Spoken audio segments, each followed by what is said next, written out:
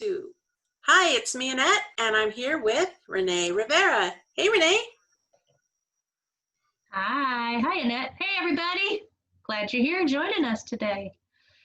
I was wanting to bug Annette today, and I thought you all would probably benefit from my bugging her because this year I've had a lot of conversations, especially with couples, but I had a lot of conversations with folks on the subject of stress, but taking it further on how to decompress from stress. Mm. And I just thought, let's bring Annette into this conversation and let's chat about it. The reason why I'm bringing Annette in is because I not only wanted to share how I first learned what decompression looks like. I know that she has ideas as well because she has helped me. That when I've had couples come to me and we talk and I find out, crazy's going on in life and you don't know how to turn it off, I usually tell them a story of a friend in Chicago. And I'll just share it now. And then, Annette, if you would piggyback off of that and share more, because there could be other things people can relate to. But this friend, he's got 2 kids, a wife. He had 2 different jobs that he was in charge of. And he could have easily driven his car to work and back, been there fast in Chicago. But he chose to drive his car to a train station, hop on a train, and I think it was like a 45-minute commute by train, then to get to work, and the same thing coming home. And I remember just asking, why would you do that when you could just zoom back home and be right with your family? And what he shared with me was that was his decompression time, that's his quiet time to whatever the stresses were of the day, whatever the busyness and tasks were, he was able to release it and I guess, change mindset and be ready for his family. Because as soon as he got to the door, kids needed him ready, 2 toddlers and a wife, and he's been gone all day until 7 o'clock, whatever. But he knew he had to build in decompression time after work so he could be good for his family and good for himself and not on this 24/7 cycle of everything going on in his day. He was a busy man. Sounds like what do you thought? Yeah, but it really taught me something new that day when I learned about that, of learning to turn things off. But I'm just realizing there's a lot of folks in my life and other folks that I'm seeing, there's just a heavy stress time right now, and just wondered if you would like to speak into that. I know you would because you're good at this, but please share things you've taught me and things that could help those that are listening, please. Well, it sounds like your Chicago story. He's a wise man. It took wisdom to go ahead and figure that out. Right. When I have people that come to me that are stressed, usually they figured it out by either they're snapping at people, too sharp of answers for something that is so simple as somebody's asking, where's the cheese, where's my shoes? And they're just responding way too harsh.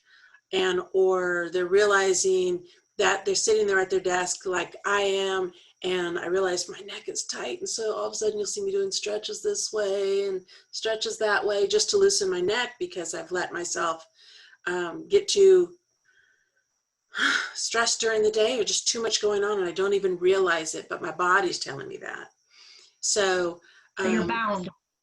Yeah, and I don't even realize it. And bottom line is probably I've packed too much in my day in my case.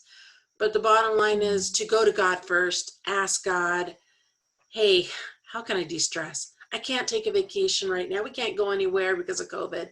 Whatever the situation is, lack of money, I can't take a vacation. So what can I do right now to decompress, to go ahead and just relax? Because my body's not relaxed, my mind isn't relaxed, I'm having trouble sleeping, whatever it is. But to ask God, and don't be surprised in the different ways that he might help you. Because I have like a list of almost 20 different things that you can do to help relax and to de-stress. But the number one thing is you got to know how you're going to be able to respond best to it.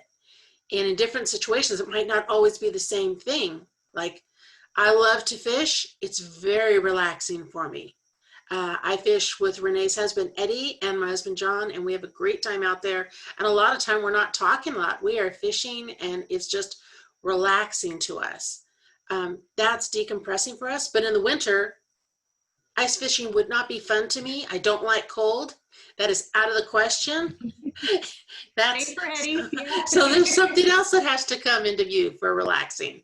But God is able to show you in different ways, just the littlest of things of when we go fishing, Renee will come along, but she doesn't fish. What do you do, Renee? I sit on the grass. You do. I just take it. I'm a take in nature girl, and I will do it even in the winter time. I'll be honest, but not everybody would do that. But for me, it's as soon as I get outside and a wind hits me, it's like it gives me a new breath, and it I don't know what you call it, but it recenters me. It's like it restarts, turns me off, turns me right back on, and I'm back at it again. I'm refueled. Yeah, reboot, that's the word. But sometimes I'll sit out there and I'll just either read a book or I will just mesmerize at the colors that I see. Because a lot of times when we all go out fishing, it's not the same spot. So it's always exciting to me because I'm looking for stones. I'm looking at, oh, there's another hole in the ground. Stay away from the snake, whatever. But it's just that exploration outside is fun for me, just to see, even if it's the same thing. I don't know. There's just something about outside that just ministers to me. His nature and seeing God's creation is huge. Sometimes I paint, sometimes I'll write a letter to somebody, but it's just a calming. It's just an opportunity to not do what I'm always doing on my task list and to just take it slow. That's wise. And I appreciate it. That's wise as well. I appreciate that time, to be honest. Well, in the midst of asking God, it might be that he's been telling you in a lot of different ways, but you haven't been listening. And so in that moment when you're asking God, you might hear things that you don't want, and that's it for the day. You filled up too much in today's schedule. That's it. And you're going, no, I got 6 more things, and I know I can get them done. No problem. But the problem is I'm not going to sleep well tonight or whatever else it is. I'm not going to have that time to decompress. And that's what he desires for me to do. When I lay down at night, he wants me to actually rest and sleep well. And I got to have some margin in my life. So I will list down below this video all the different ways that you could, but there's probably 100 more different ones, but check them out. They've been helpful for a lot of people that I work with, but they're just suggestions. And the biggest thing is when you sense it, when you are feeling the feedback from others because you're being too sharp with them, unfortunately, or you're hearing it from your body. You could be having a rash. You could, well, you could even have the chicken pox. Well, that's being sick. Maybe you got a virus or something. You need to slow down. You don't need to keep pushing at 100 miles an hour. And you need to really ask God, how am I going to be able to do what I need to do at the same time, be able to do it and not cause my heart stress and keep my soul at peace? Yeah. Yeah. And sometimes that's a daily check-in. Not sometimes, it should be. Yeah. It should be. People go, well, how am I going to hear from God? That type of thing. And he talks about to read his word. He'll speak to you through his word. He'll speak to you through another person. So like Eddie might suggest to you, hey, Renee, how about you just sit down for a while? Or I'll go pick up dinner. You just relax. And sometimes we're going, no, we got food here. We're fine. You got to stop and go. I can make it. Well, yeah. It cost me 99 cents for this meal versus $10. Right. Yeah. Sometimes we got to go ahead and go, God was trying to help me out. He kept sending me ways, but I just kept pushing it away. So to be aware, because God can speak to us in so many different ways. Amen. Does that help you at all? That's a good word. Check in with Jesus first and see what he gives you. And each time it could be different, because sometimes it's just for my health, sometimes it's just overstimulation. You know, if I've been at a restaurant that day or I was with family that day, you know, all those conversations that can, if I'm on a low point with my health, that can be overstimulating and it can wear me out if I do too much of that in one day. So on that note, even with the holidays coming up, know what your threshold is, know where your body is, just pay attention and do some good self-care. I'm speaking it to myself right now as I'm saying it, but just be aware of what you need and what you need to incorporate in your day.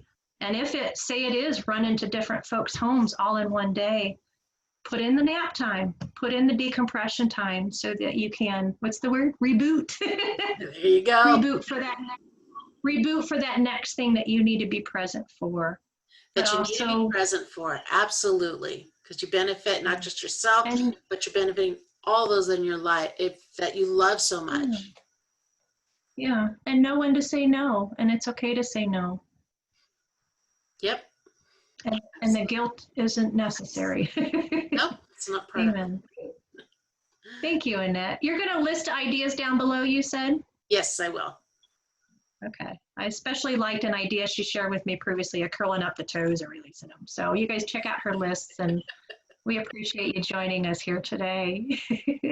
All right. I'll see you next time. Decompressing. Yes. See you guys later. Good job and good luck in your decompressing. And do it daily, please. It's important for you. We love you.